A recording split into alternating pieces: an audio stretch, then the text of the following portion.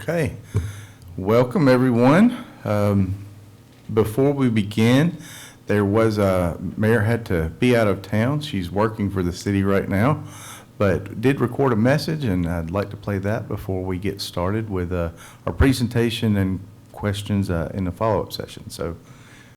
Good evening. Thank you for attending our virtual meeting in regards to our comp plan. This is a complete revisit to our comprehensive plan, and this is being funded by Restore. The Restore grants are available to the city of Fairhope through the BP oil spill. And so really excited to be able to be here tonight and to offer this virtual meeting. One thing that you will find out throughout this meeting is that we really want this to be a citizen-driven comprehensive plan. So please, feel free to engage yourself in the virtual meeting. Also, if you would like to, go to planfairhope.com and you can complete a survey on there and also offer some feedback as well. So the one thing I do want to mention, we are going to be holding another meeting on March the 3rd at the Nick Center at 5:30, and that meeting will be, it's called a charrette, but basically it's to prioritize the topics that we're seeing coming out of the comprehensive plan meetings. So please join us that evening, and then also again on March the 8th at 6 o'clock at the Civic Center. That will be the next community meeting that we'll hold. We're also planning another community engagement on March the 6th at 6 o'clock at Fairhope Brewing, trying to reach a certain demographic that we're maybe not getting as much input from as we would like to. So thank you again for being here tonight. I think you're going to find this very informative, and we appreciate your input. And I appreciate the mayor's comments and introduction. With that, I'm going to kind of move into a presentation, a very abbreviated version of what we've been presenting in our meetings since October. So just to kind of give you an idea of where we've been and where we are yet to do, we have been meeting since October in a public engagement portion of our process here, and each of those meetings are kind of a repeat presentation. So each one's unique in the fact of where it's at geographically and what time it is during the day, because we wanted to give every opportunity for people to get involved and have a input. And this is the culmination of that portion of this project. There will be many more months to come, but you can see just in the last 2 months the meetings we've had. A little background on the team and how that was selected. So this is, as Mayor mentioned, this is a Restore project, grants received from the BP oil spill. And those projects have a very strict criteria scenario, and the city interviewed candidates and teams and selected Neil Schaefer as the project lead to lead us on the project. They're contract employees that will be helping the city do a lot of the heavy lifting in designing this. But as Mayor said, this is a community driven, so they're helping facilitate the project. Becky Rogers is the project lead with Neil Schaefer. Shane Burgeon is the liaison out of the Mobile office. Phil Walker with the Walker Collaborative in Nashville is the senior planner that is, he's got a lot of talents, but really the form-based codes and what the community looks like maybe is a specialty. And Keith Covington with Common Ground, maybe a little bit stronger background with the land use planning.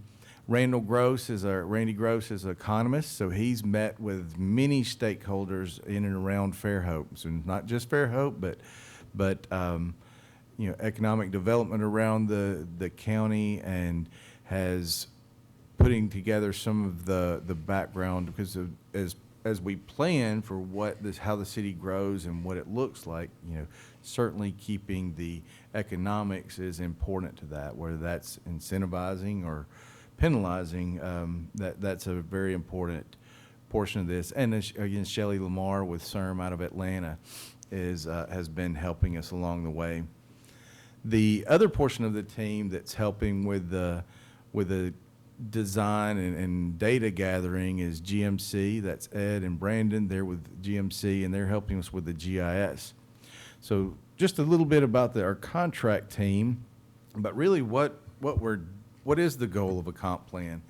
And want to say immediately, the comp plan is not rules and regulations. It's a visionary document. It is what you fall back to when there's questions or in the rules and regulations, and how to interpret those rules when there are gray areas. So it shows what the intent is, and when we write the follow-up zoning ordinances, subdivision regulations, things like that, it's going to address concerns on how we grow, what we look like, the character of the community, and you'll see a lot of those summaries of conversations we've had in the past few months.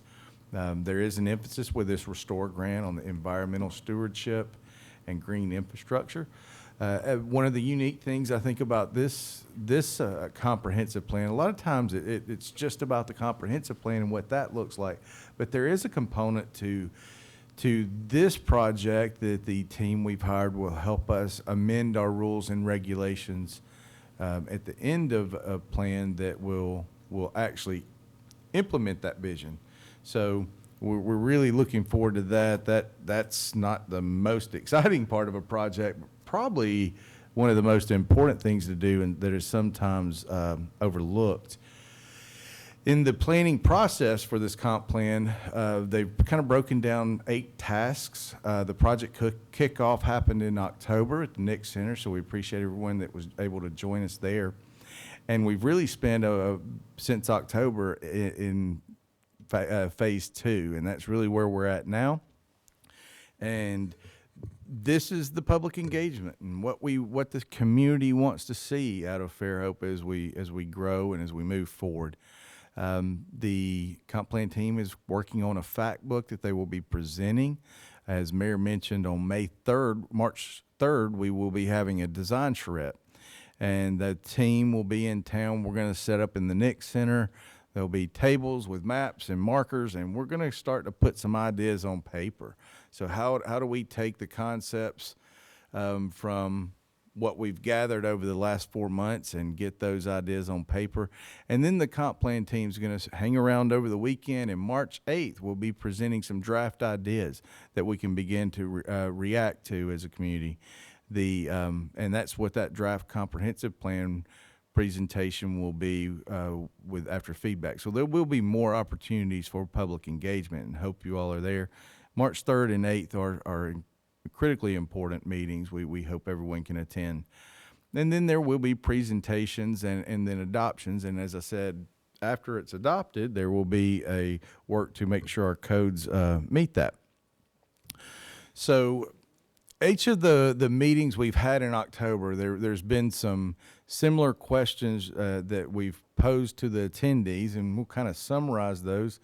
And if there's questions at the end that are similar or new things, we'll be happy to address. So issues that we discussed were here. We'll kind of go into a little bit more of how those were answered in a summary. And we've had a meeting yesterday and today, and at the Nick Center, and at the Rec Center and the library last night. Those have not been added to this pie chart, but the things that people liked about Fairhope. You can see this is not everything.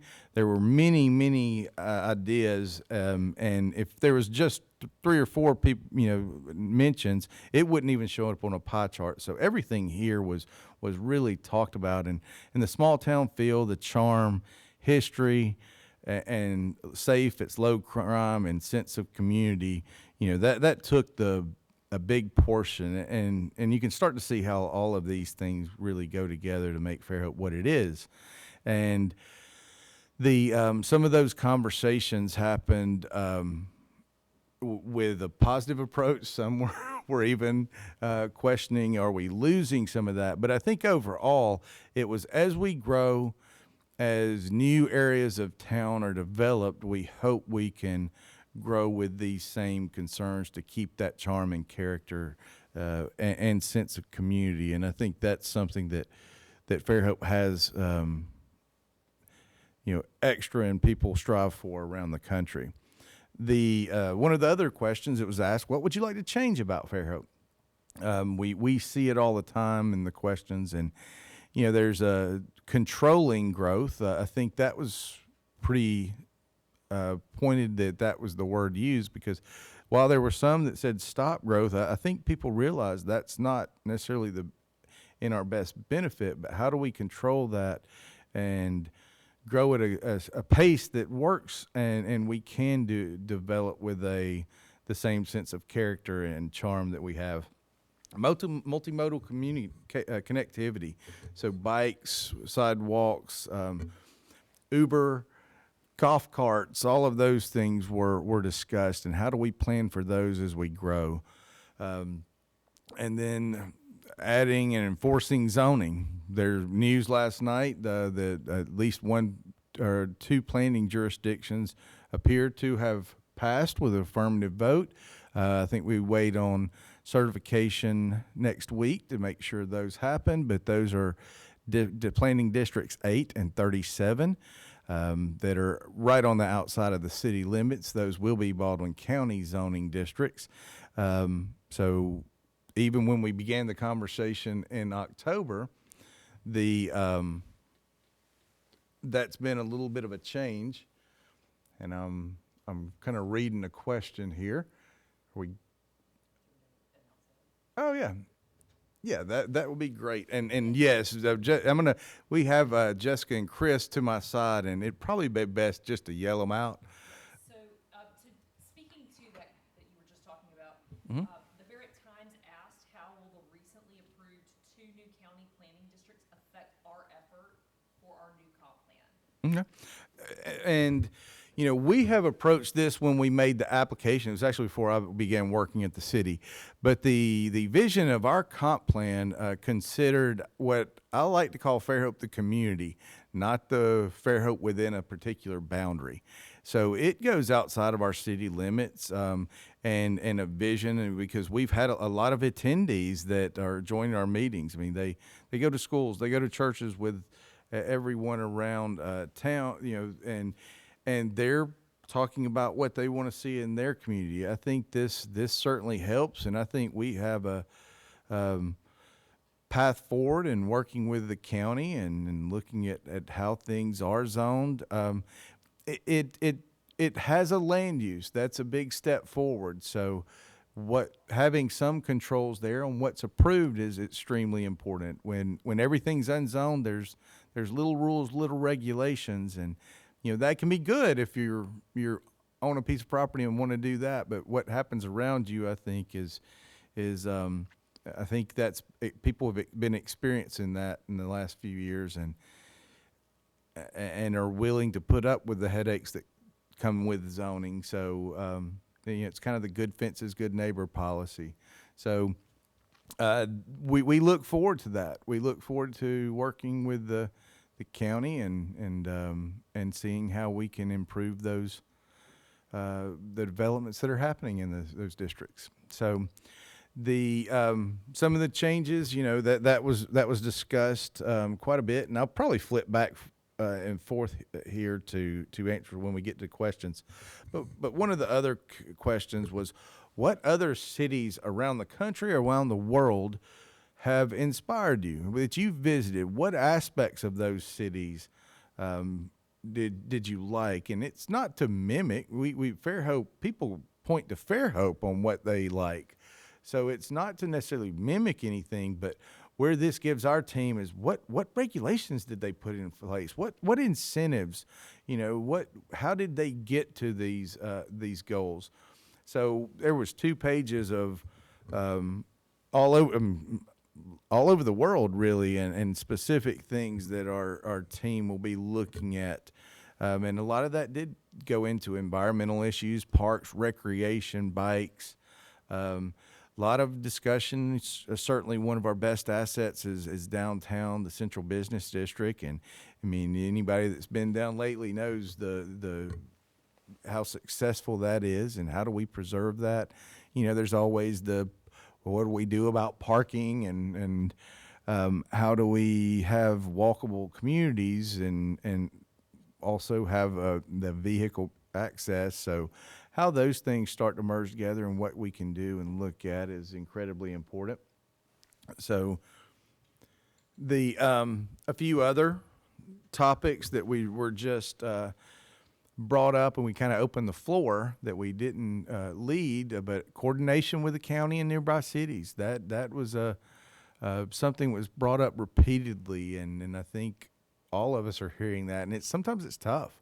When all we do because of volume is review development applications, then we don't have a chance to plan. We don't have a chance to meet together with one another and resolve some of these challenges. So how do we balance that? I mean, we don't want to stop growth, but how do we grow smartly and control it to a point where we can at least address these concerns? And I think that's best for everyone, including those developments. There were questions about utilities and those burdens, and if you've been paying attention to any of our council meetings, projects around town, grants that Jessica's been working on, the effort our utilities are putting in to bring those up and update and expand those utilities. Traffic issues with growth is always an issue, and how we work better. And I think we've certainly worked better in reaching out and building our communications with the ALDOT and the county highway department, where we don't control all the roads, and they try to work with us when it's within town to have a plan that works and can work with the growth. Police and fire needs is a big concern, and as we're growing, more people, more spread out, how do we efficiently provide that public service? And developer accountability was brought up frequently. And then there was other issues dealing with stormwater runoff, family doctors. We do have a new hospital, and I think that's helping. We've got some other businesses that are focus on the medical industry. Decentralization of public facilities. I think we're working on a police substation, so spreading some of that out so everyone doesn't have to come downtown. Lack of diversity in housing prices. The workforce versus affordable housing has been kind of a hot topic because, our GMC, our GIS team is putting together a land use plan, and it's pretty. It highlights what I think some of the speculation we've had. We have a very diverse housing market, our housing stock, from multifamily to really high-end homes, and it's distributed well. What we have is a shortage of housing at all levels. So people want to be here, and that drives a lot of the market. So how we kind of grow with the same population and are not as influenced by market trends, which maybe right now only wants to build multifamily, in 10 years it may only want to be 30,000 square foot lots, single family homes. So how do we grow with the same ratios that made it Fairhope important, and brought an arts community in, and allowed places for children to stay within the community and not have to move away where they can find cheaper housing. There was also the workforce housing. That's how do we provide it's slightly different from the affordable housing concept, but people that are working in our stores, restaurants, if they have to drive 45 minutes away, then that can be poor and add to traffic problems and congestion. And then, of course, there was environmental issues. I think Sally opened her eyes to some resiliency planning, and we've worked with the county on a lot of those items, and the EMA certainly, tree protections. And then golf carts is always where are they appropriate? Are they safe? That was also a lot of questions. So with that said, I'm going to come back to the website right before we end. I do want to let everybody know we have a planned fairhope.com website. Some of the public engagement that we've been going since October is every person just about that has attended those meetings has filled out a survey in person. We've also, Chris, do you know what our number is on those? Okay. And if you couldn't hear that was a little over 300 that have filled out paper surveys, and we actually had face-to-face meetings. We have also had on the website, and it's still there, link right here, if you visit that website, is where you can take a survey online. I know as of this morning, we had as of yesterday, we had over 800 people that had taken that survey. And that does check to make sure where people are geographically located. So it is people within our community taking those surveys. But we are going to be turning that survey off on the 20th. We need to kind of move into the planning phase, and they're going to turn it off on the 20th, and then March 3rd be presenting what we saw, and kind of bring all of that data together in a way that can be presented to the public on the 3rd. So please, if you haven't already, take that survey. If you can reach out to family, friends, whatever, and ask them to take it. It's 16 questions, I believe. Just takes a few minutes, and if you can't get all the way through it, a portion of a complete survey works best. But with that, we'll kind of look at the website if we need to at the end. But is there any other questions? There we have it, but it'd be great if you could ask people that are watching to chat in questions. Yeah. So I believe in Facebook is not, my wife would be pretty shocked. I'm on Facebook, and apparently hey, Lindsay. But if you get on Facebook, I guess, and YouTube as well, if you're watching on YouTube, the best way to get some questions out there is just type those in. Chris and Jessica are kind of monitoring those, and we can address those. And I'll kind of give some, looking at our pie chart to kind of refresh memory of a lot of the questions that have been brought up. We do have one.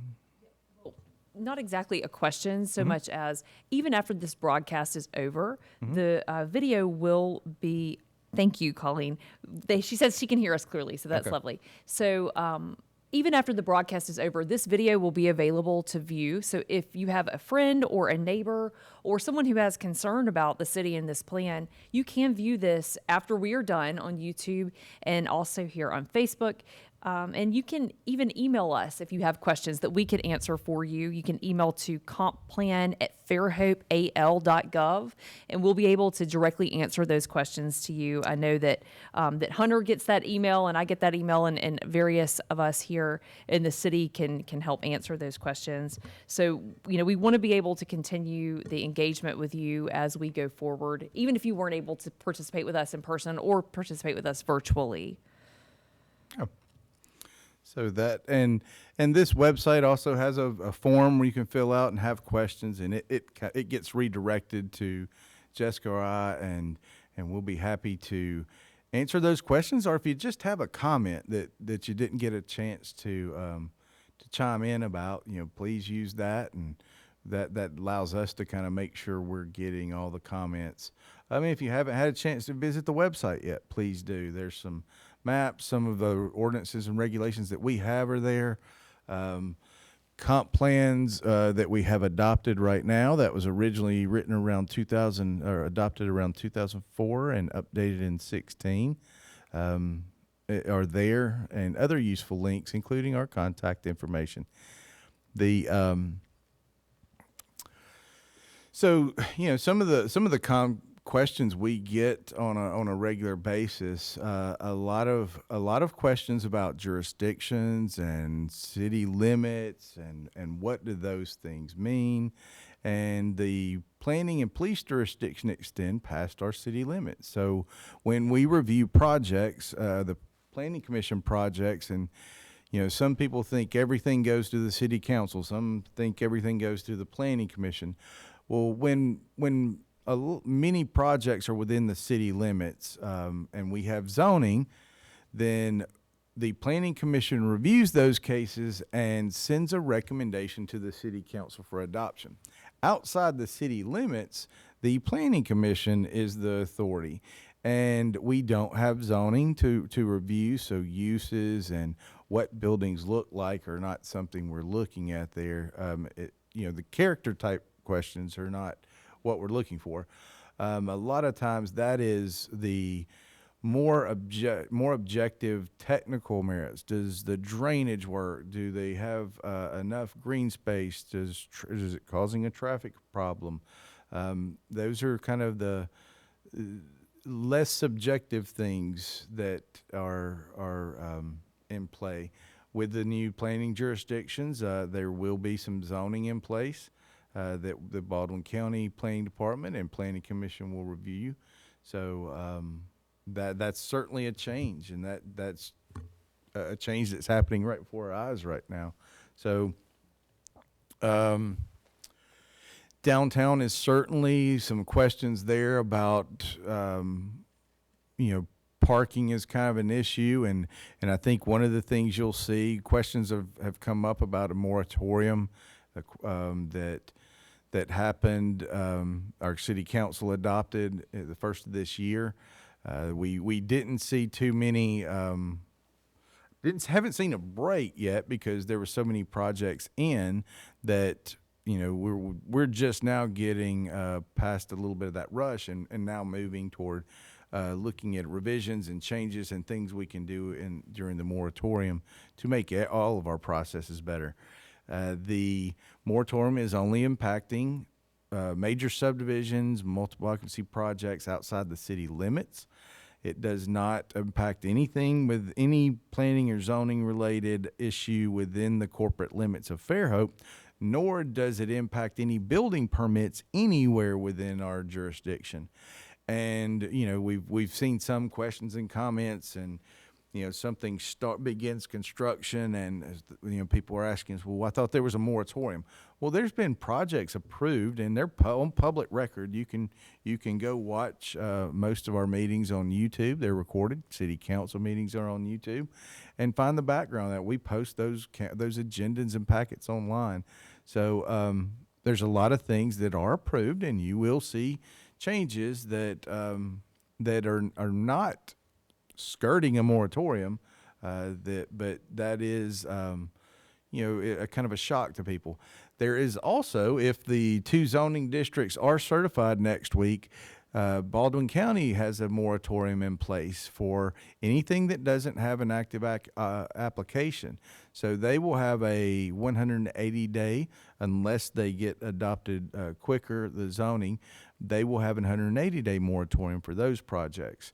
You will see some projects go through, and we will still review because they had applications in, and those are not maybe not public applications.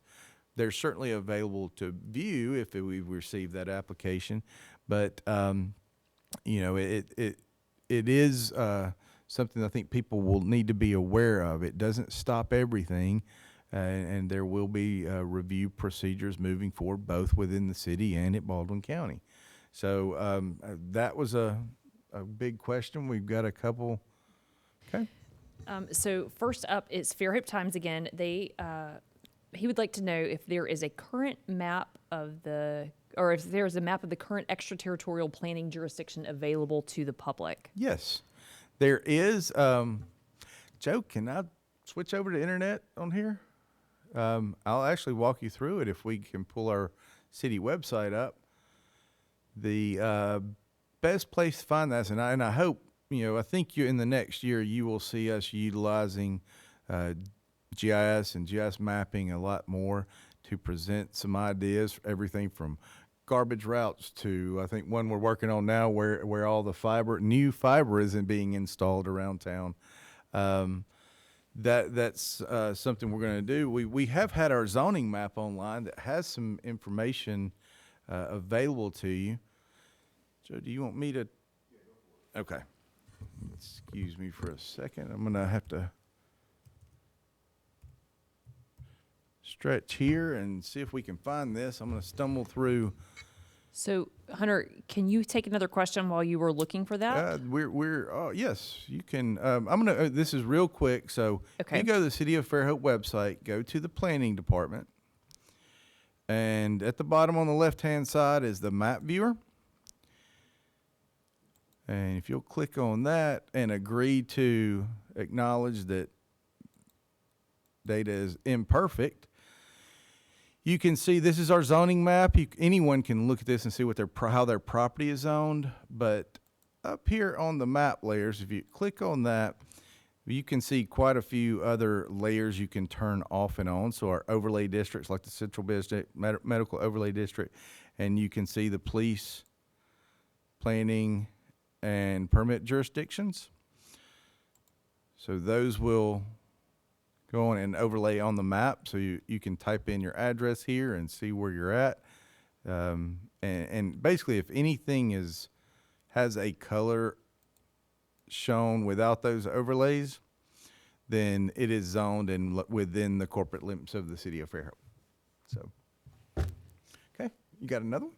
I do. That was a very good tutorial. So up next is one from Stephanie Reeves, our friend who is the vice president of the Merchants Association. Hey, Stephanie. She said that I feel like our downtown merchants are vital to the success of Fairhope. What could we do better to serve the community beyond what we currently do? Good question.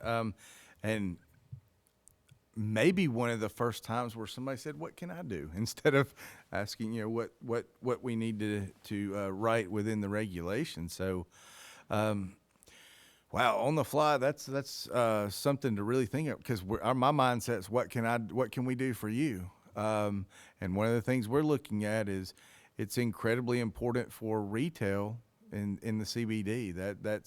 That's attractive, and we're certainly, please understand, we're never going to run anybody out of town, but it may be that we kind of look at some restrictions that it doesn't turn all into office everywhere, because then it loses the what brings the tourism to town and some of the vitality of restaurants and the shops and the experience of downtown.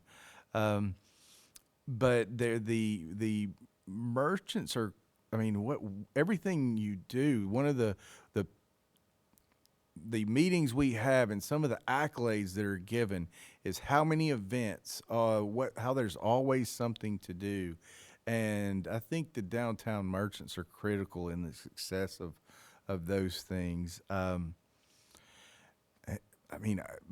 saying what else can you do, it's almost being critical, and I can't go there in my mind right now. I don't know of anything to do there, but I think we can certainly, if we can communicate and work better as groups, I think that is something we can look forward, and we can certainly reach out and try to be a part of some of the meetings and what we can do, because a lot of the economic development goes hand in hand with good planning.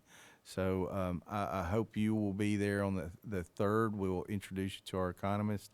I believe, Stephanie, you met with him, Randy, one of those. So, and let's have that discussion. Let's all talk it through and see what ideas we can come up with, and really, how can we help you? So. And Stephanie had a follow-up to that, and I love it. It said maybe post that as a question to the citizens who we are talking to, for them to give us that feedback as well. So yeah. I think that's critical. I think that's a great idea, and I know our comp plan team is out there listening too. So that's a great comment for them, and something we can add to the list as we get to presenting this, because I think other acknowledgments was how much talent we have in Fairhope, from business owners. The quality of restaurants and people and talent, and how those things can continue to be leveraged, and do that in the areas that are growing, so that character and culture is maintained. Okay, I have another one for you. And is keeping a grocery store downtown still a priority? Absolutely. I think that's, the variety of the things we have downtown is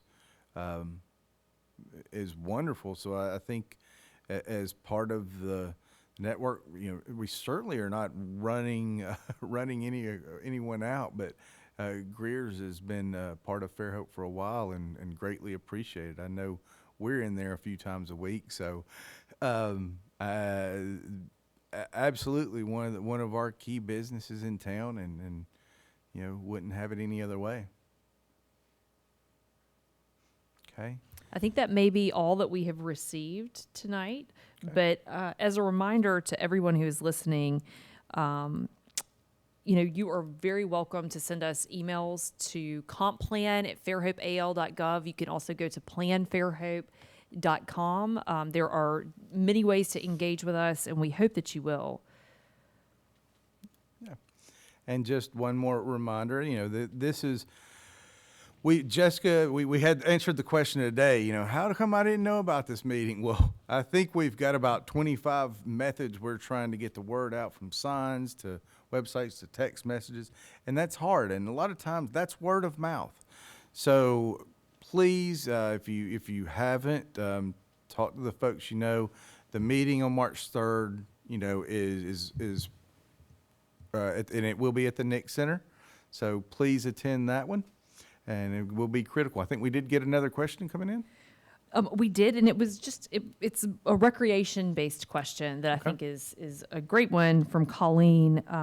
She is asking, how can we jump into the pickleball trend and build that in our community? I know that the planning department specifically really loves pickleball, so I think it's a very great question. Yes, that we're looking forward to daylight savings time, because by the time we get off work, it's dark. And we do have, at the Nick Center, we had a meeting at the Nick Center today. It was pretty amazing. I'm sorry, at the Rec Center today.